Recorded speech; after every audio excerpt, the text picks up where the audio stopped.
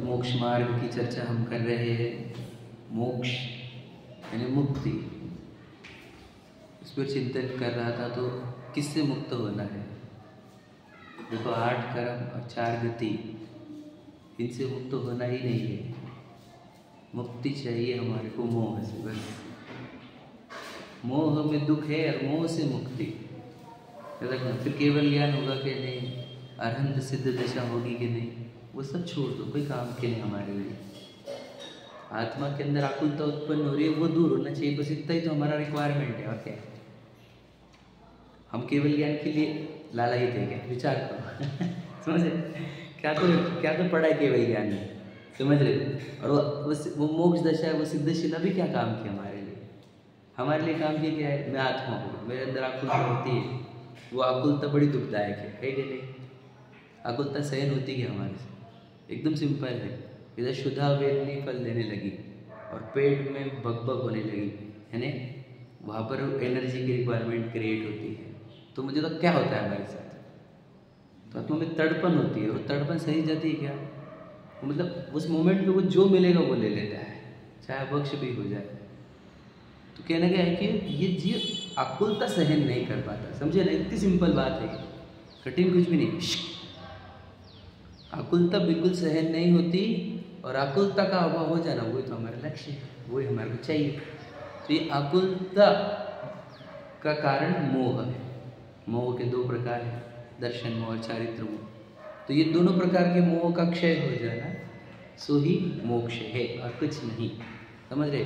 देखो आपको ये मोक्ष वैसे भी बात समझ में आएगी कि चौथे गुणस्थान में दर्शन मोह का अभाव हुआ है ना, और 10वें में चारित्र मोह का अभाव हुआ, और 10वें से 13वें में कोई ज़्यादा डिस्टेंस नहीं, सेकंड्स भर का है वो, है ना? 10वां 12वां 13वां, समझ रहे? तो इन्हें चारित्र मोह नष्ट होते ही तो अरहंत दशा है। चारित्र मोह नष्ट होते ही अनंत सुख है। तो इससे ये सिद्ध होता है ना एकदम स्पष्ट कि मोह ही दुख दे रहा है, क्योंकि दर्शन चारित्र मोह नष्ट हुआ तो अनंत सुख प्रकट हुआ कि नहीं हुआ? यानी उसके पहले दुख था कि नहीं? वो कौन दुख दे रहा था? समझ रहे? मोह। इसलिए दुख मोह में है, आकुलता मोह में है, और हमें मोह से मुक्त होना है, हमें और किसी से मुक्त नहीं होना। केवल ज्ञान नहीं चाहिए, सिद्ध दशा नहीं चाहिए, समझ रहे? केवल ज्ञान, सिद्ध दशा, अरहंत दशा, है ना, पूज्य पद, परमेष्टि पद, कुछ नहीं चाहिए। एक मोह का अभाव हो जाए, आकुलता का अभाव हो जाए, बस हुआ हमारे को, समझ रहे? क्योंकि सब कुछ सहन कर सकता है, आकुलता सहन नहीं कर सकता, ये आत्मा का स्वरूप है। और अब बोलेंगे कि नहीं ऐसा नहीं है, तो मुझे तो दिन भर हम करते क्या है? जो आकुलता होती है उसको दूर करते रहते हैं। भोजन भी वो आकुलता दूर करने के लिए था, टेलीविज़न देखा गया वो भी आकुलता को दूर करने के लिए है, मोबाइल देखा गया वो भी आकुलता को दूर करने के लिए। और कौन सी एक्टिविटी बताओ? घूमने को गए, होटलों में गए, खाने को गए, मॉल में गए, मूवी को गए, ये आकुलता को दूर करने के उपाय ही तो है। तो बस हमारा एक ही उद्देश्य है कि हमें जिस प्रकार आकुलता दूर होगी वो काम करना। तो अब तो भ्रांति क्या हो गई कि जब प्रतिकूलता होती है तब बहुत आकुलता होती है, ये भ्रांति है। और अनुकूलता में आकुलता नहीं होती, ऐसी भ्रांति है, याद रखना। विषाद तत्व की भूल में ही आता है ये। देखो प्रतिकूलता में तो आकुलता है, इसमें शंका ही नहीं है। मतलब क्या? रोग, दरिद्रता, निंदा, अपयश, इसमें आकुलता है, इसमें तो शंका ही नहीं है। परंतु पुण्य के उदय में यानी अनुकूलताओं में आकुलता है या नहीं, यह समझने के लिए एक विवेक बुद्धि की सूक्ष्मता चाहिए। क्या? कि अनुकूलता में भी आकुलता, लास्ट वार्निंग है, अनुकूलता में भी आकुलता है, यह बात समझने के लिए एक विशेष बुद्धि विवेक की आवश्यकता है, समझ की आवश्यकता है। कैसे? अनुकूलता होने पर यह जीव, याद रखना, करता क्या है? उनको भोगता है। अब देखो नंबर याद रखना, प्लेट में 8 आइटम रहे तो खुशी मिलती है कि एक? प्रश्न है बहुत इम्पोर्टेंट। आपको सबको लगेगा 8 एग्जाम्पल है, ये भी 5 पकवान बोलते हैं ना, तो 5 पकवान हैं और एक ही आइटम बना आज, तो खुशी किस में मिलती है हमारे को? आप समझ रहे? एक ही मिला तो प्रतिकूलता समझी जाती है। एग्जाम्पल 5 मिली तो अनुकूलता समझी जाती है ना, पुण्य के उदय से 5 मिली, पाप के उदय से एक ही मिली, ऐसा हम समझते हैं। अब तकलीफ आत्मा में कब हुई है? देखो ध्यान से, जब वो एक था ना तो आकुलता तो हुई नहीं, ये और जब 5 थे तब ये नहीं, इस प्रकार की जो आकुलता होती है वो किसी को समझ में नहीं आती। मतलब अनुकूलता के काल में याद रखना, ज़्यादा साड़ियाँ है तो प्रश्न है, ज़्यादा ड्रेस है तो प्रश्न है, ज़्यादा गाड़ियाँ है, ज़्यादा बंगले है, बहुत धन है, तो ये क्या करता है? आकुलता उत्पन्न करता है। समझ में आ गया?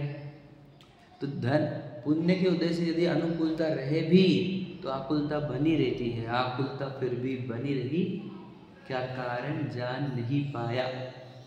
खा के लेंगे है कि नहीं?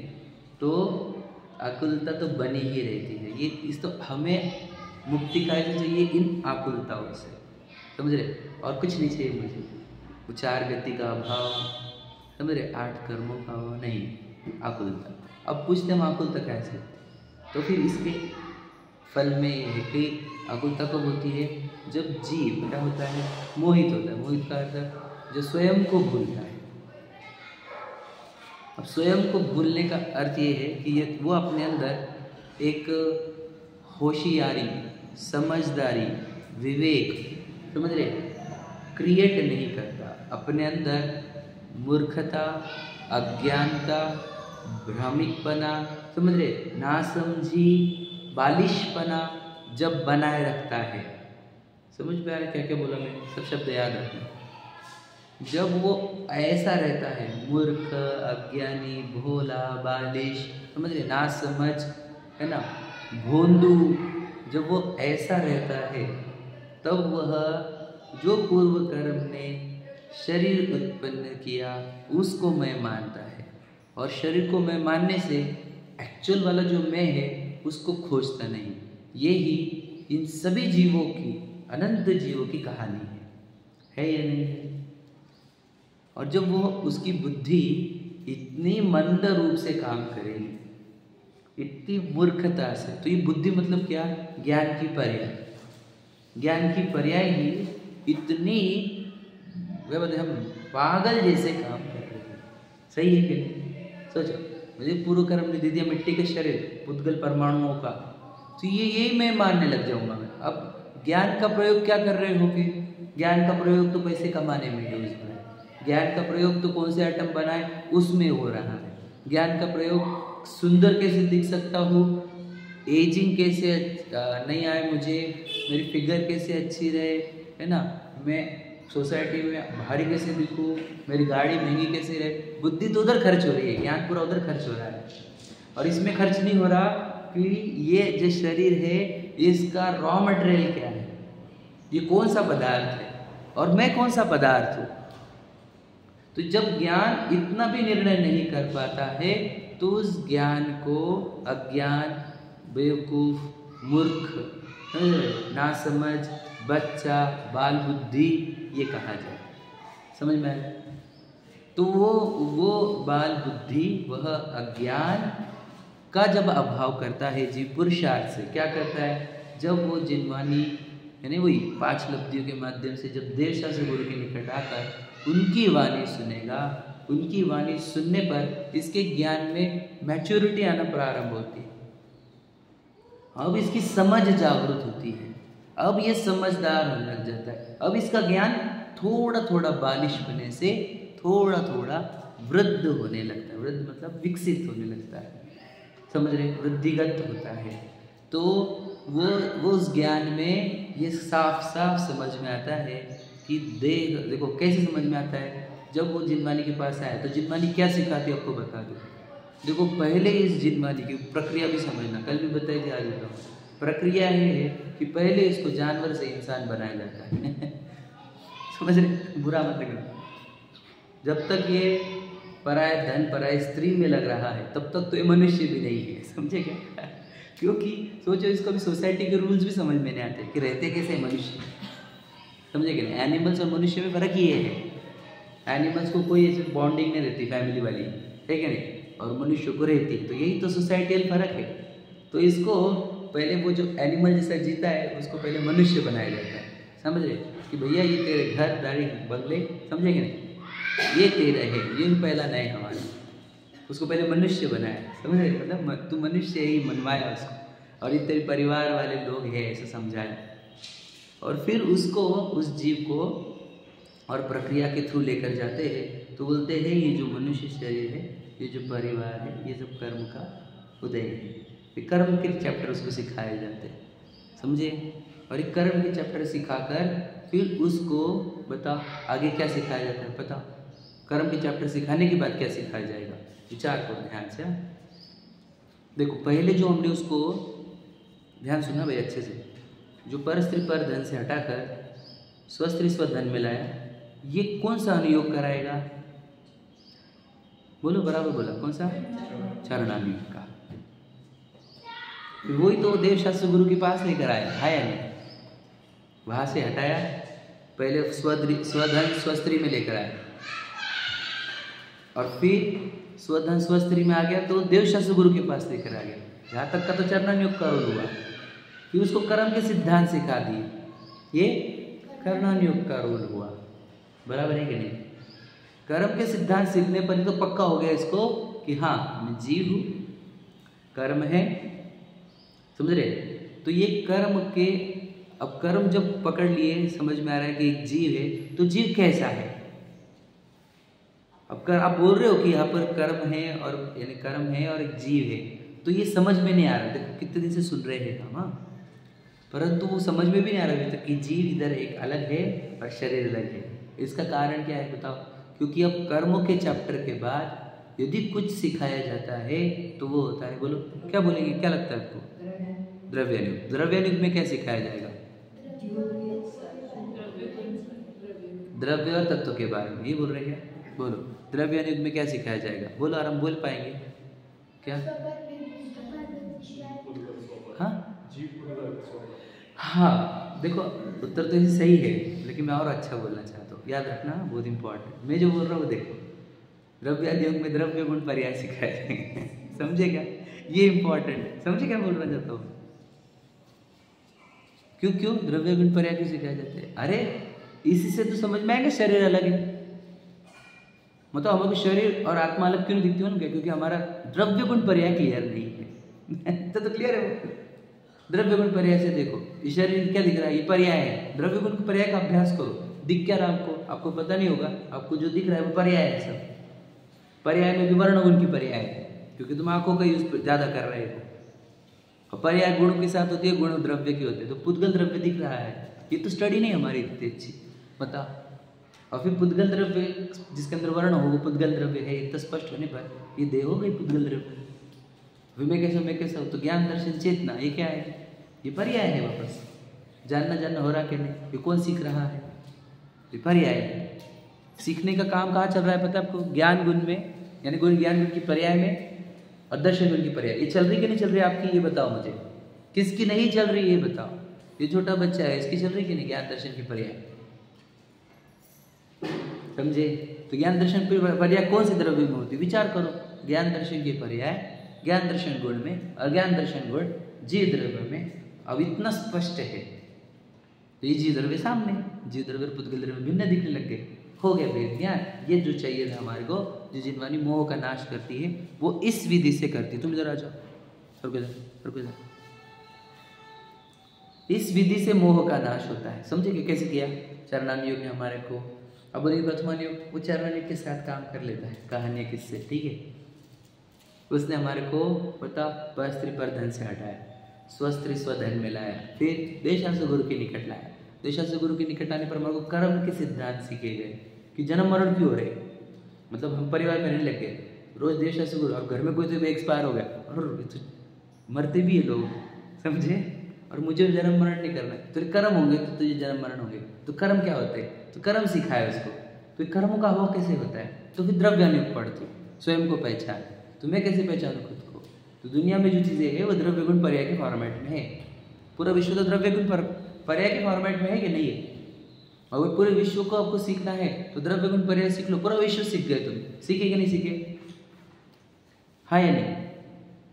द्रव्य गुण पर्याय में क्या छूटता है ये बताओ? कुछ भी नहीं है।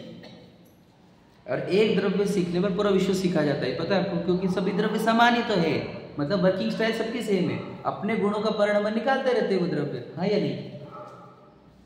तो जब तुम द्रव्यानुयोग में आए तो द्रव्य गुण पर्याय सीखे। द्रव्य गुण पर्याय सीखने पर तुम्हारा मोह रहा कैसे जीवित? जिनको द्रव्य गुण पर्याय नहीं मिले उनका मोह जीवित ही रहेगा, रूल है ये। द्रव्य गुण पर्याय समझे बिना किसी का मोह नाश होगा क्या? आप बोलेंगे शिव बुद्धि महाराज का कैसे हुआ? उन्होंने भी द्रव्य गुण पर्याय लगाए, किया ना, उन्होंने भी उसी का प्रयोग किया। हम नहीं कर रहे हैं। तो द्रव्य गुण पर्याय मिलने पर भी यदि हम देह और शरीर को, देह और आत्मा को भिन्न नहीं जान पा रहे हैं तो इसका अर्थ ये है कि हमने द्रव्यानुयोग पढ़ना प्रारंभ नहीं किया। हम 6 द्रव्य 7 तत्वों के नाम जान रहे हैं, हाँ या नहीं? मैं बताओ, वो शरीर पुद्गल द्रव्य के अंदर आता है और मैं चेतन द्रव्य हूँ, ये हमारे को नहीं आ रहा, तो फिर ये नहीं समझा हमने। समझा क्या? इस प्रकार मोह का नाश किया जाता है। ये प्रक्रिया हमने जिनवानी के माध्यम से भी बताया आपको। ये जिनवानी मोह के नाश के लिए है, कल भी बताई थी। और मोह का नाश करना ही हमारे जीवन का लक्ष्य, क्योंकि दुख कहाँ है? मोह में। वो पहले सिद्ध किया हमने। दुख है मतलब दुख मतलब आकुलता, आकुलता मोह में, और मोह का नाश करने की विधि, ये पूरी प्रक्रिया हमने बता दी आपको। तो इस पर चलना ही होगा।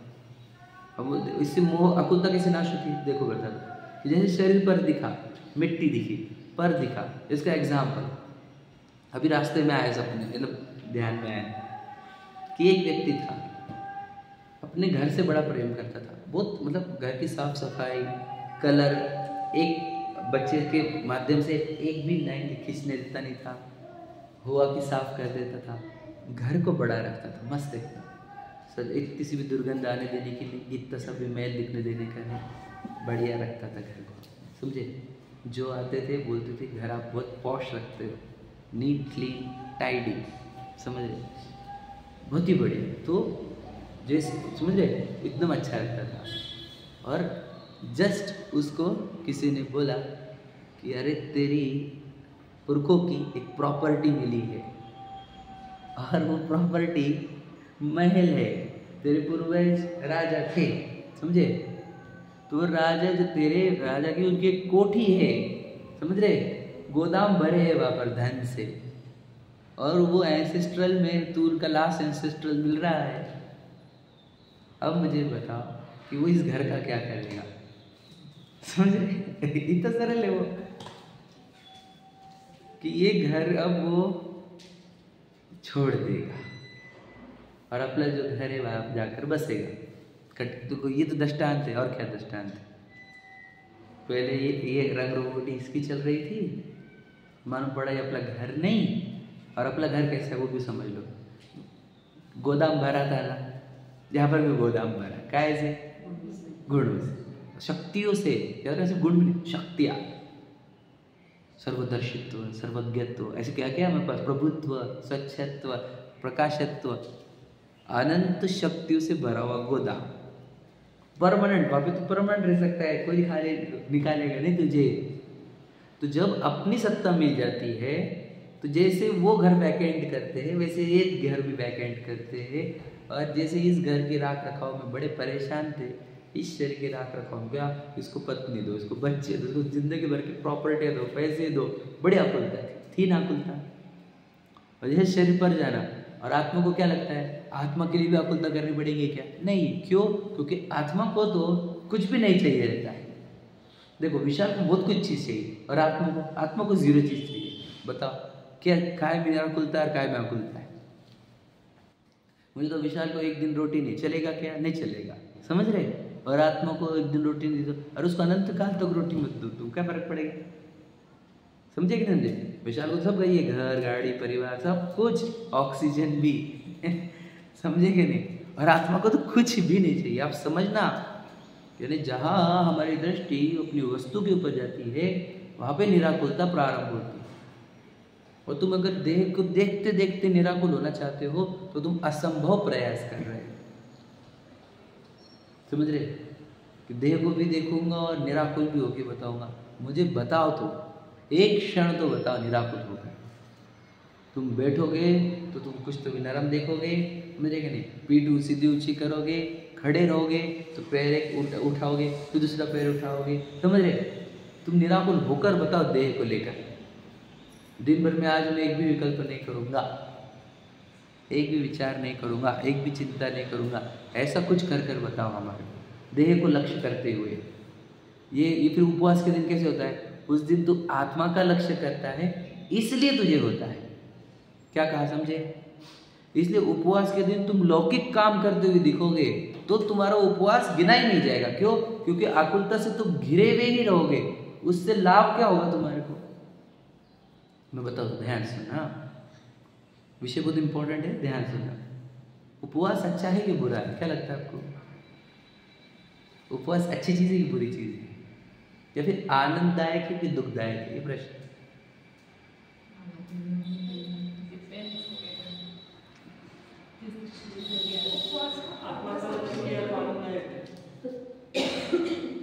कैसे? मतलब लक्ष्य देह से हटकर आत्मा के ऊपर। हाँ, बराबर, समझ में आ गया। लेकिन आनंद कहाँ से आया? आत्मा में से, मतलब वही। हाँ, कल भी मुझे बताई थी बात। देखो, एकदम सिंपल है।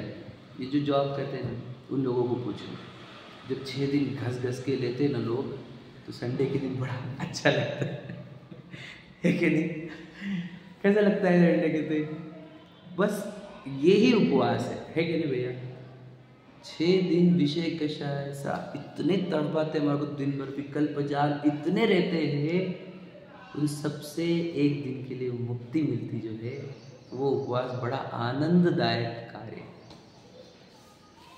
और जो उपवास के दिन उस शरीर का लक्ष्य करे उसको तो रेस्ट मिली नहीं, उल्टा क्या हुआ? आकुलता की बढ़ोतरी हुई। क्यों? क्योंकि भोग ध्यान भी जा रहा है शुदा की ओर और दे भी नहीं रहे। इसलिए लोग उपवास से ऐसे कन्नी काटते हैं, यानी क्या? उपवास से दूर दूर भागते हैं। समझे क्या नहीं? जबकि आनंददायक कार्य था वो। आपको पता है वो जंगलों में क्यों जाते? मैं आपको पता है प्रोषदोपवास के दिन जंगलों में, स्मशान में, उद्यान में आवाज भी नको हमारे को। ओ सुनते हो क्या? समझ रहे क्या? कुछ वो आवाज भी नको, और पापा पापा मम्मी मम्मी वो भी आवाज नको। चलो, समझ रहे क्या? तो एक दिन के लिए तो हम मुनिराज बनकर फील करेंगे कि कुछ भी विकल्प नहीं। समझ रहे? तो ये जो बताना था मुझे कि देह का लक्ष्य करने पर आकुलता कैसे होती है और आत्मा का लक्ष्य करने पर निराकुलता कैसे होती है, ये समझ में आएगा। लेकिन कब समझ में आएगा? आत्मा को देखा होगा, आत्मा के अंदर की आकुलता समझी होगी, तब समझ में आएगा ये कि आत्मा के अंदर आकुलता कैसे हो रही है। देह के लक्ष्य से जितनी भी आकुलता है, देह के लक्ष्य से। मैं आपको अभी बोलता हूँ, जिस टाइम आप जब भी कोई प्रॉब्लम में, टेंशन में, चिंता में परेशान हो, बस एक काम करना है तुमको, मैं आत्मा हूँ, मैं परिपूर्ण हूँ, ये विचार करो और 1 सेकंड भी लगेगा नहीं तुम्हारे को टेंशन खत्म करो। Pain killer remedy. नहीं नहीं नहीं बाबा, ऐसे कैसे, ऐसे कैसे? तू अभी तक शुरू दवाई ली नहीं तूने, तुम आत्मा है ना? मेरे बच्चे का वो भी आत्मा है, बस खत्म हो गया पेन। समझ में आएगा? समझ में आए? तो एकमात्र रेमेडी यानी पूरे दुखों के, देखो आचार्य कुंद 6वीं गाथा के पहले अमृतचंद्र जी लिखते हैं, आचार्य कुंद, यदि तुझे समस्त दुखों से मुक्त होना है तो उस एकत्व विभक्त आत्मा को जान, ऐसा बोला उन्होंने। तुम्हें बोला यार मुझे दुखों से मुक्त होने का है, वो टेंशन चल रहे घर पे, पैसों के, प्रॉपर्टी के, फैमिली के, और तुम बोल रहे आत्मा को जान। ये कैसे बैठ रहा है? मतलब समझिएगा, मेरे पास वैरायटी ऑफ टेंशन्स 1000 है और वो बोल रहे सबका सोल्यूशन है कि तू आत्मा को जान। वो कुछ समझा नहीं था पहले, लेकिन अब समझा रहा हूँ। अब समझा क्या? एक आत्मा को जानने पर पूरे टेंशंस, समस्त इच्छाएं, राग द्वेष, जितने विकल्प है सब जीरो होते हैं। इसलिए एक आत्मा को जानने पर समस्त दुख दूर होते हैं। ये प्रक्रिया, ये लॉजिक मैं आपको लॉजिकल सॉल्यूशन में दे रहा हूँ। आप इसको ग्रहण करोगे तो आपके भी दुख जीरो हो जाएंगे। ये गारंटी है हमारी, पक्की गारंटी। दुखों का अभाव इसी प्रक्रिया से होता है और कोई प्रक्रिया नहीं। समझ रहे कि एक जब भी दुख हो अपने वस्तु का विचार करो, वस्तु स्वरूप विचार करो, खुशी से जियो। समझे कि नहीं उसने आके मारा, अरे हमारे घर पे रेड हो गए, अरे चोर आ गए, लूटे कर गए, ये गए वो गए। आत्मा विचार करो और दुख जीरो करो, सबका सोल्यूशन समझ में आ रहा है। तो ये हमने बताया दुख, आकुलता, आकुलता का कारण, देह का लक्ष्य, देह का लक्ष्य छोड़ने के लिए आत्मा को पहचानो, आत्मा को पहचानने के लिए द्रव्य गुण पर्याय समझो। द्रव्य गुण पर्याय समझने पर देह पर दिखती है, पड़ोसी दिखती है, पराया घर दिखता है। फिर हम निज घर में आते हैं तो जितना आत्मा का लक्ष्य करते हैं उतना राग से रहित होते हैं और उतनी निराकुलता होती रहती है। समझ में आया? अब आप और समझिए, जो प्रस्तुत प्रक्रिया पढ़ रहे थे उसमें की एक लाइन बोलता हूँ, कंप्लीट करता हूँ, क्योंकि उस दिन रह गया था और मैं भी खुद को समझ रहा हूँ कि मैं अच्छे से समझा नहीं पा रहा हूँ स्वानुभव को, लेकिन मैं अब समझाता हूँ। स्वानुभव मतलब क्या? मतलब जिसको आत्मानुभव कहते हैं, स्वानुभव कहते हैं। अब ये कार्य किस में होता है? ज्ञान गुण की पर्याय में। ध्यान से सुनना, अनुभव शब्द है वो ज्ञान गुण का है, समझ रहे ना, अनुभूति या ज्ञान। तो स्वानुभव और आत्मानुभव में अनुभव किसका करना है ये प्रश्न है, समझना बहुत इंपॉर्टेंट। स्वानुभव और आत्मानुभव में हम ये समझते हैं कि मुझे आत्मा का अनुभव करना है, बराबर है।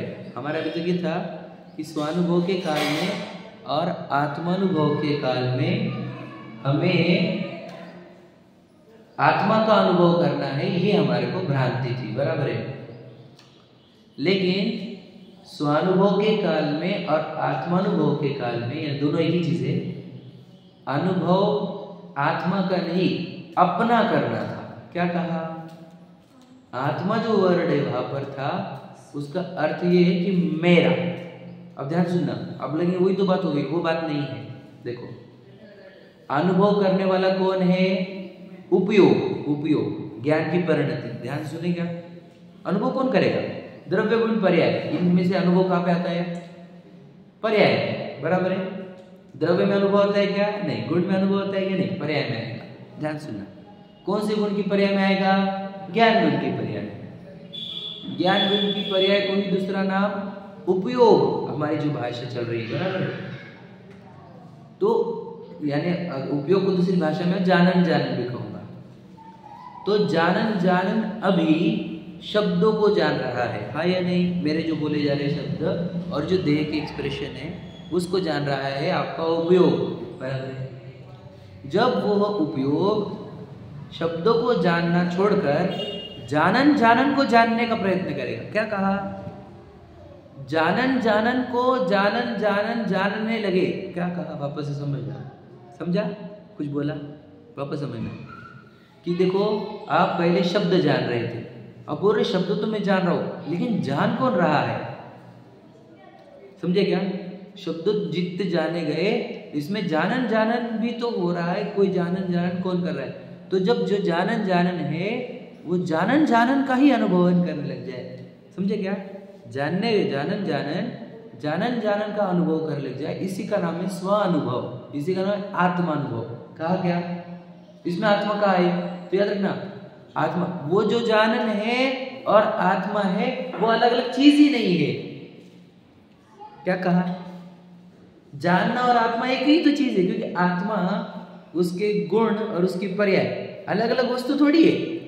जो जानना है वो आत्मा ही तो है। तो किसका अनुभव हुआ? आत्मा का अनुभव हुआ कि जानन जानन का अनुभव हुआ? जानन जानन का अनुभव ही आत्मा का अनुभव है, जानन जानन का अनुभव ही स्वानुभव है, आत्मानुभव है। समझा क्या? कठिन गया होगा तो वापस से 27-28 मिनट के बाद 2-3 मिनट सुन लेना क्या, लेकिन ये सुन लिया, ये समझ गए तो समझ गए, नहीं समझा मैं एक बार फिर से रिपीट कर देता हूँ। भैया स्वस्तिक ध्यान से सुनना और एक बार रिपीट कर दोनों भैया अच्छे से सुनो। आरंभ भैया स्तुति एकदम ध्यान से सुनना। अभी इधर देखो, देखो ध्यान से। हम जीव द्रव्य हैं, ज्ञान दर्शन आदि अनंत गुण है हमारे पास। मुख्य प्रधान गुण हमारा ज्ञान गुण, समझ रहे? अभी भी आप प्रयोग जिसका कर रहे हो वो ज्ञान गुण ही है। जो सुना अभी तक किसने सुना? ज्ञान गुण में।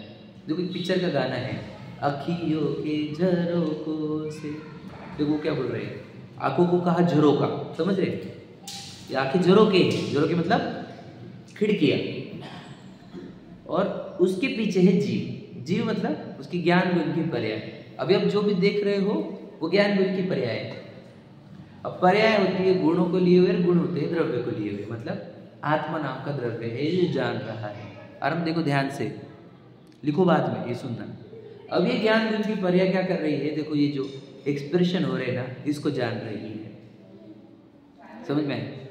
ये ज्ञान गुण की पर्याय को हम बोल रहे हैं, ये जो हाथ दिखाया जा रहा है उसको गौण करो, जो जानन हो रहा है उसका लक्ष्य करो।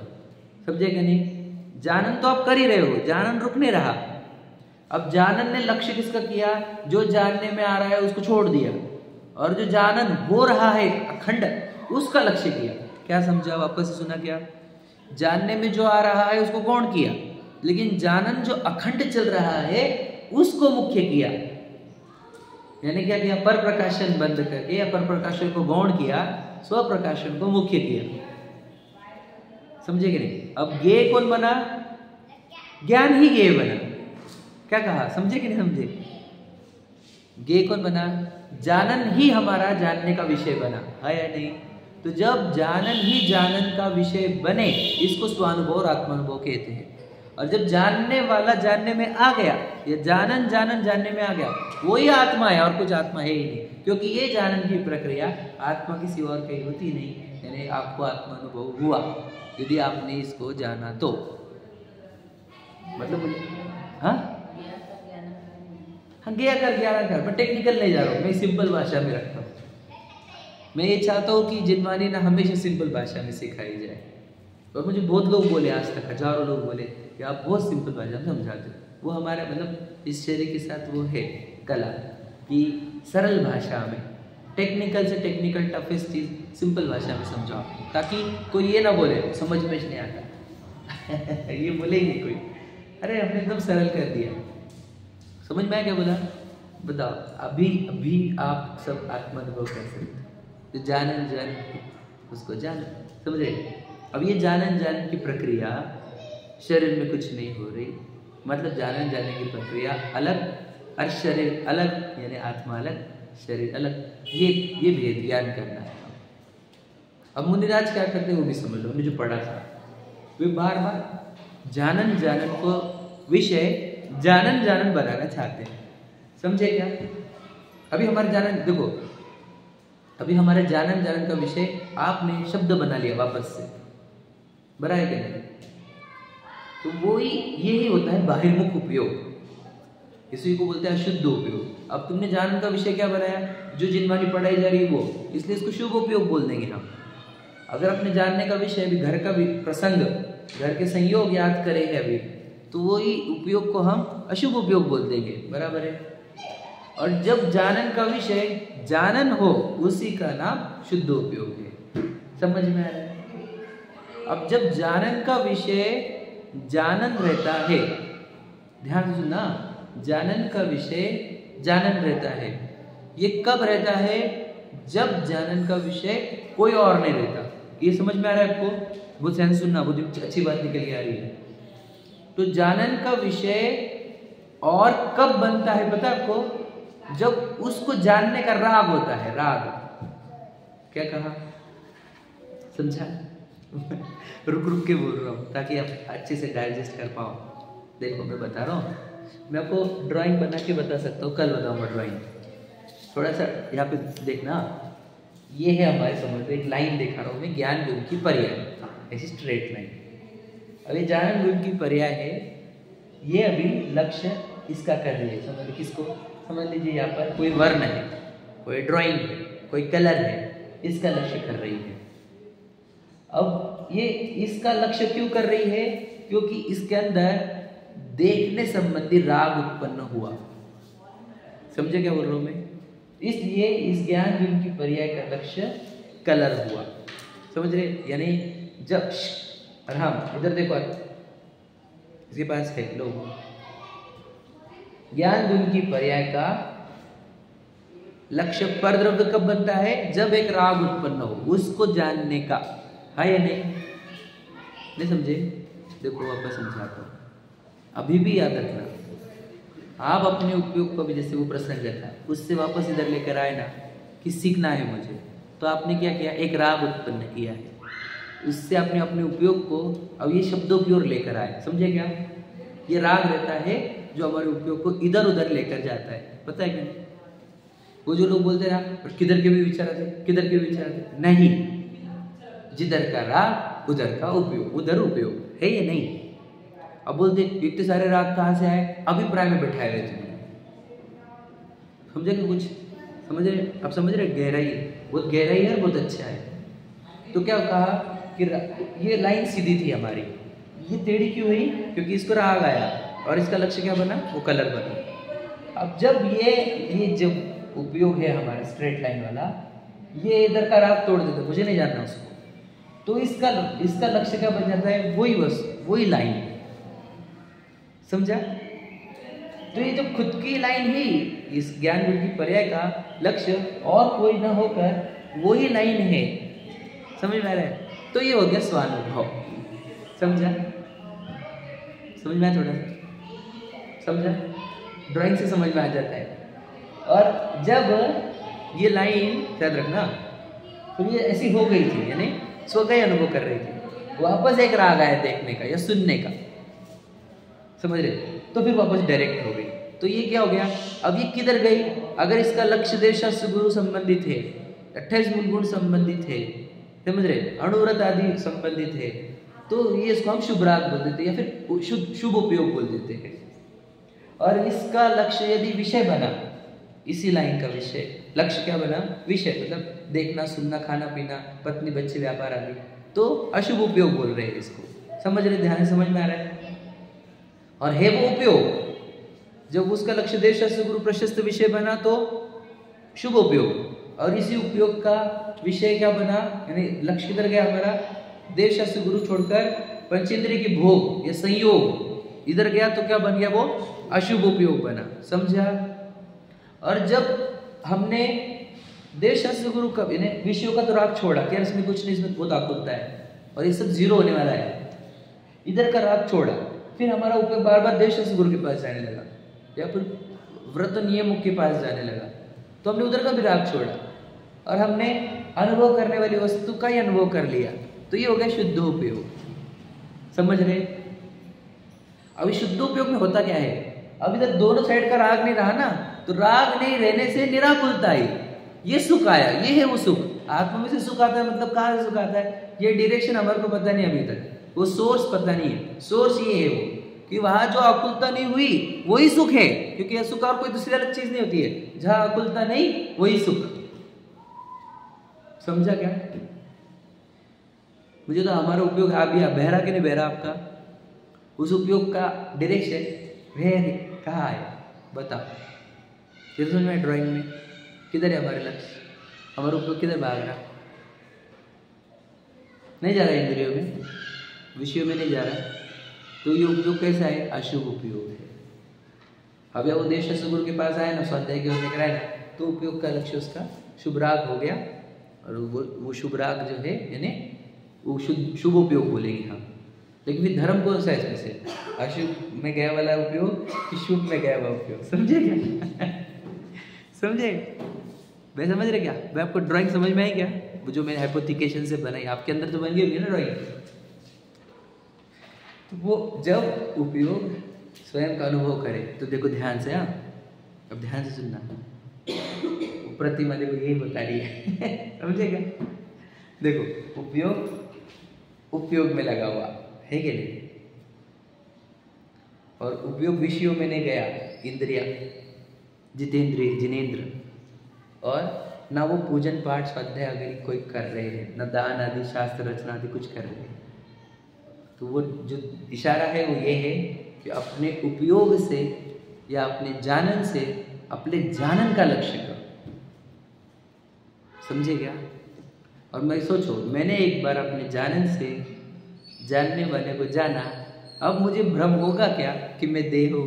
मैं जानने वाली चीज़ हूँ ना, देह में तो कुछ भी जानना नहीं हो रहा, मेरे अंदर तो जानने की धारा अखंड चल रही है। सोचो मैं रोकूँ तो भी रुक रही नहीं, तो जानने की धारा का धारक और कौन है? वही तो मैं हूँ। और मुझे मेरी चीज़ मिल गई, मुझे देह पर दिख गई, हो गया। अब क्या बचा? क्या चैप्टर बचा? कुछ नहीं बचा। अब बस ये मेरा उपयोग गलती से कभी ये देखने को, ये सुनने को, स्मेल करने को, टच करने को नहीं गया, उसको खींच के मैं वापस जानने वाले को लक्ष्य बनाने लग जाता हूँ। और यही मेरा पुरुषार्थ है, यही कार्य बच गया। अब क्या? थोड़ा सा भी उपयोग शुभ अशुभ में ना चला जाए, फिर से वो आत्मानुभव में लग जाए। समझ में? और यही चौथे गुण स्थान से आगे की प्रक्रिया है। समझ में आया? हमने तो बता दिया। मैं तो हमेशा ही बोलता हूँ, मैं सब कुछ बता चुका, मेरे पास बचा ही नहीं पता।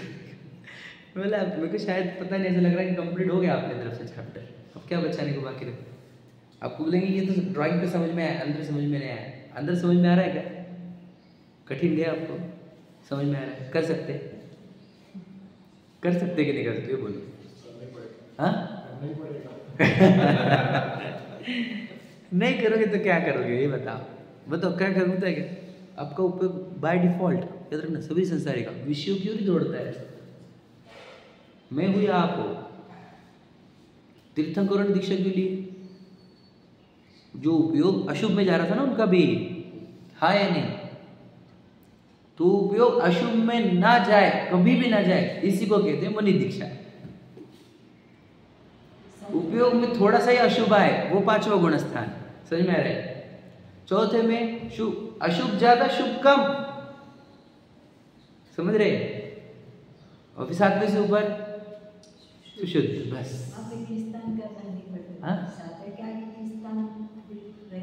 हो गया, अंदर ही चले गए हम, समा ही गए, उपयोग में ही समा गए हमारे। समझे क्या? अब पहले गुण स्थान वाला शुद्ध उपयोग करेगा क्या? अरे वो तो ध्यान रखना, मैं तो बोल रहा हूँ ना, पहले गुण स्थान वाले तो उपयोग को विषय से हटाकर देव शास्त्र गुरु तक भी ला नहीं पा रहे, है या नहीं? उपयोग का लक्ष्य देव शास्त्र गुरु भी नहीं बन रहा है। कैसे कर सकेंगे? अगर पहला गुण स्थान वाला ये नहीं कर सकता तो हम कैसे कर सकते? अब पहले गुण स्थान वाले थोड़ी हो, आप जीव आप समझे? याद रखना, जो स्वयं को जीव मानने को तैयार नहीं है वो पहले गुण स्थान वाले हैं। अब तो प्रयत्न कर रहे हैं ना, अब समझना ध्यान से।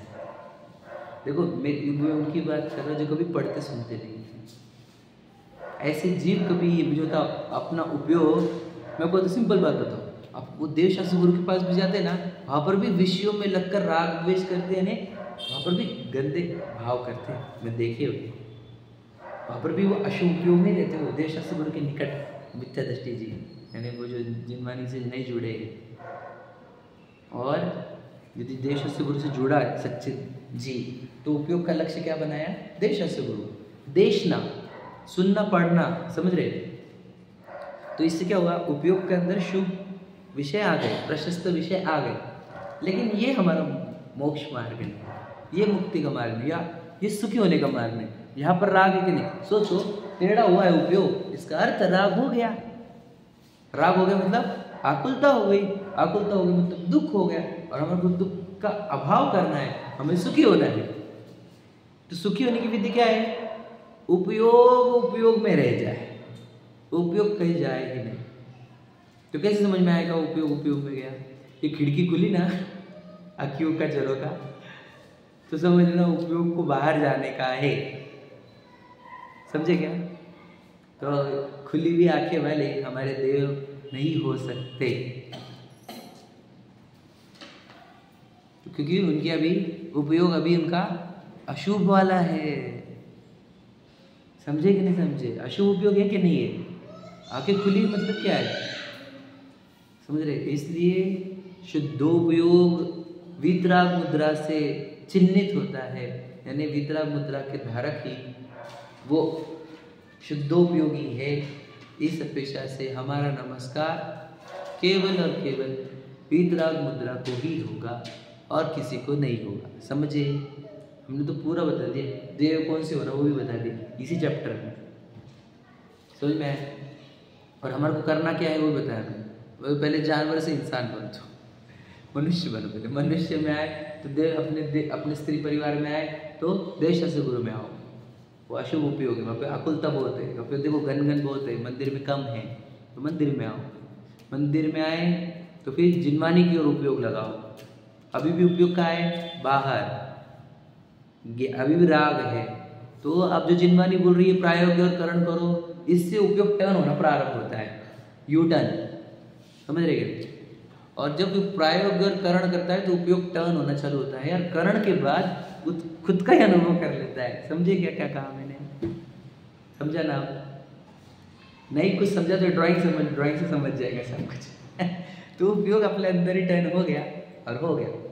मैं भीतर गया, मैं भीतर गया तो किधर गया, मैं भीतर, मतलब वही उपयोग, अपने ही उपयोग का अनुभव कर लिया। समझे क्या? उपयोग मतलब एक टॉर्च लाइट हमने चालू की तो टॉर्च लाइट किसको प्रकाशित कर दी, पर को कि स्वर को? टॉर्च लाइट समझते हैं सब लोग। दिया का दृष्टांत आपको पता है, इसके लिए मैं टॉर्च लाइट दे रहा हूं। तो टॉर्च लाइट से पूरे रूम में प्रकाश हुआ, क्या हुआ, और उसमें भी तो प्रकाश हुआ। तो सोचो, रूम प्रकाशित दिख रहा है, स्वयं प्रकाशित क्यों नहीं दिख रहे? मुझे एक बात बताओ, ये रूम, अभी ये जो मंदिर जी है इसमें लाइट है कि नहीं है? लाइट है कि नहीं है? है। समझ रहे कि नहीं? आपका ज्ञान है कि नहीं रूम में? है। आप है कि नहीं? मैं नहीं हूँ, ऐसा हो गया हमारा। नहीं समझे आप? समझना, जब इन सबको समझने वाला है तो आप कैसे नहीं हो? इनको समझने वाला ही तो आत्मा है, और उसी आत्मा का अस्वीकार क्यों है? समझे कि नहीं समझे? थोड़ा मैंने बताया, थोड़ा टेक्निकल था, थोड़ा समझने में कठिन भी गया होगा। जो पहले दूसरी बात सुन रहे या कम बात सुने उनको कठिन गया होगा, लेकिन ये पूरा सुखी होने का मार्ग है। क्या चाहिए था आपको? बोलो। आत्म को हित है सुख, सो सुख आकुलता भेद कहिए, मतलब आकुलता। तो कहाँ आकुलता नहीं होती बताओ? आकुलता कहाँ नहीं होती? बोलो आराम। आत्म को हित है सुख, सो सुख आकुलता बिन कहिए। आकुलता कहाँ नहीं होती? कहाँ नहीं होती आकुलता? हाँ हाँ बोलो। आत्मा में आकुलता नहीं होती। कहाँ नहीं होती आकुलता? स्वभाव में। बोलो स्वस्तिक भैया, आकुलता कहाँ नहीं होती? हाँ बराबर। तो आत्मा का लक्ष्य करना मतलब क्या? वापस वही अलग में, यही तो प्रक्रिया है वो। मोक्ष का समझ में, उपयोग पलटकर उपयोग का अनुभव करने लग गया, यही मोक्ष है। क्योंकि वहां पर आकुलता नहीं है, क्योंकि आकुलता से तो ऊपर नीचे जा रहा था। समझे कि नहीं समझे? यही मोक्ष है। ओ भैया आराम भैया, समझे कि नहीं समझे? ड्राइंग बना सकते हो क्या जो मैंने बताई वो? स्तुति ड्राइंग बनाओगे क्या आज? प्रोजेक्ट मेरा प्रोजेक्ट आज का ये तुम्हारे लिए, क्या कि मैंने जो बताया उपयोग का, पापा मम्मी से हेल्प लेना, भैया हेल्प कर देना, और शुद्ध उपयोग की पूरी ड्राइंग, शुभ उपयोग या शुभ उपयोग शुद्ध उपयोग नहीं जब भी तो चलेगा, लेकिन प्रयत्न पूरा करना।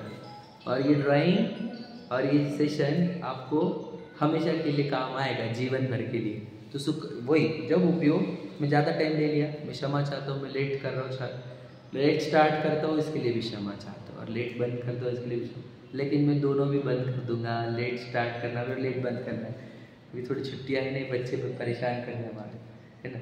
तो जब उपयोग बाहर गया ही नहीं, यानी किसी को देखने का राग उत्पन्न ही नहीं किया, आकुलता ही नहीं हुई, तो वही तो मोक्ष है। जहाँ आकुलता नहीं होती वही मोक्ष है, मतलब उपयोग ने खुद का अनुभव करने लग गया। समझ रही? अब मैं सोचो एग्जाम्पल ना, मैं आवाज़ की तरफ लक्ष्य दे रहा ही ना, जो जाना है उसकी तरफ लक्ष्य दे रहा हूँ, तो देखो मुझे कितनी शांति। और आवाज़ की तरफ देखना है तो फिर मुझे उपयोग को, आप समझे क्या कहा? और उपयोग को उपयोग का देखो भगवान जी वो बता रहे हैं, मुनिराज ये करते हैं जंगल में, क्या करते हैं समझे? ये बात आपको दे रहा हूँ, अच्छी बात ये ले लिया आपने, आपका काम हो जाएगा।